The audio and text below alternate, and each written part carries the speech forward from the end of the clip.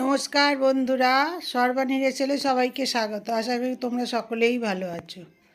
আমি আজকে এসেছি, আজকে কিন্তু কোনো রান্নার ভিডিও নিয়ে আসিনি। আমি আজকে একটা অন্যরকম ভিডিও নিয়ে এসেছি। আমি এরকম একটা গ্রামে বেড়াতে গেছিলাম। সেখানে এক দিদি জামাইবাবুর বাড়িতে রাস উৎসব হয়েছে। সেই রাস উৎসবের কিছু মুহূর্ত তোমাদের সাথে শেয়ার করব। আমাদের শহরে সাধারণত এরকমভাবে রাস পুজো হয় না, তাই জন্যে ভাবলাম তোমাদের সাথে একটু শেয়ার করি। এবং সেই গ্রামের আমি কিছু ভোরবেলা বেরিয়েছিলাম, কিছু প্রাকৃতিক সৌন্দর্য তোমাদের সাথে শেয়ার করছি। দেখো কি সুন্দর ধান পেকেছে,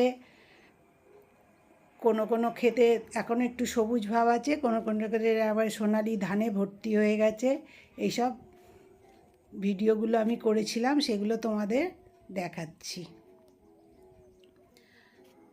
4 বছর পুজো হওয়ার পরে, 3 বছর হওয়ার পরে 4 বছরের মাথায় রাস উৎসবে কীভাবে উদযাপন করলো, এটা আমাদের শহরে আমি কোনো দিন দেখিনি। গ্রামের বাড়িতে গিয়েই আমি দেখলাম। দেখে আমার তো ভীষণ ভালো লেগেছে, তাই জন্যই তোমাদের আমি এটা দেখাচ্ছি, শেয়ার করছি আর কি তোমাদের সাথে। দেখতে পাচ্ছ তখন সবে সূর্য উঠছে।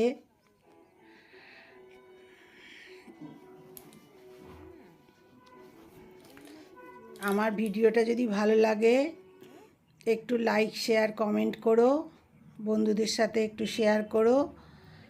আর নতুন বন্ধু হলে আমার চ্যানেলটা সাবস্ক্রাইব করে দিও ইউটিউব থেকে দেখলে, আর পাশে বেল আইকনটা প্রেস করে দিও। নতুন কোনো ভিডিও দিলেই তোমাদের কাছে যাতে নোটিফিকেশান চলে যায়। এই দেখো কি সুন্দর করে সাজিয়েছে, এরকম করে রাসের জায়গাটা পুরো সাজানো হয়েছে। মধ্যিখানে রাধাকৃষ্ণ, তার অষ্টসখী, তারপরে গুরুদেবের ছবি দিয়েছেন। এখানে আবার নারায়ণ পুজো হবে। আর ওখানে কত নিষ্ঠা ভরে কত সুন্দরভাবে পুজো হয়।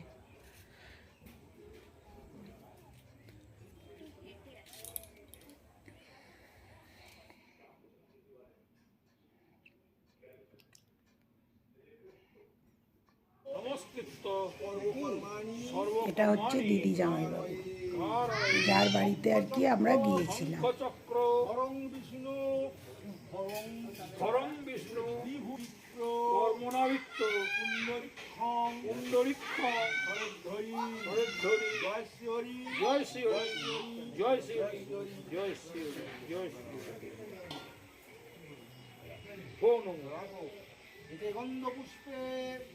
অনেকক্ষণ ধরে পুজো হয়েছে, বিকাল 5টায় পুজোয় বসেছিল, রাত্রি 10টা বেজে গেল, তারপরে পুজো শেষ হলো।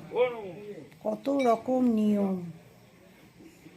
আমাদের শহরে সাধারণত এতক্ষণ ধরে কোনো পুজো হয় না। যে অষ্টসখীকে সবাইকে বস্ত্র দিতে হয়েছে, একটা করে শাড়ি। তারপরে রাধাকে শাড়ি, কৃষ্ণকে ধুতি। এতে সব কিছুই, বাসন দিতে হলো, বিছনা দেখলাম, বালিশ, চাদর সব সাজিয়েছে।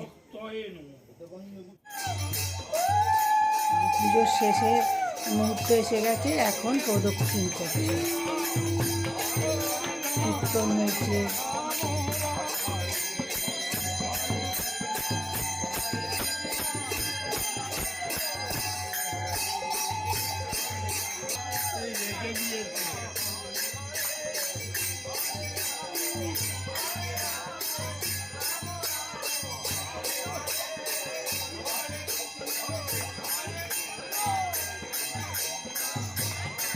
চারদিকে দেখতে পাচ্ছ কলা গাছও পোতা। যেমন বিয়েতে বরকে কনেকে মধ্যিখানে রেখে প্রদক্ষিণ করে, সেরকম ঠাকুরকে রেখে কীর্তনদের নিয়ে প্রদক্ষিণ করল।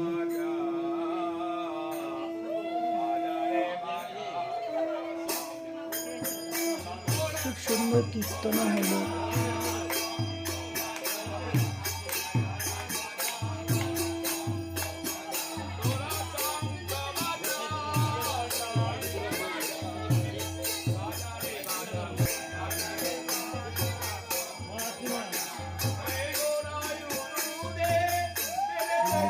দেখার জন্য তোমাদের সকলকে ধন্যবাদ। সকলে ভালো থেকো। আবার আমি হাজির হয়ে যাবো নতুন কোনো ভিডিও নিয়ে, তখন তোমাদের সাথে আবার আমার কথা হবে।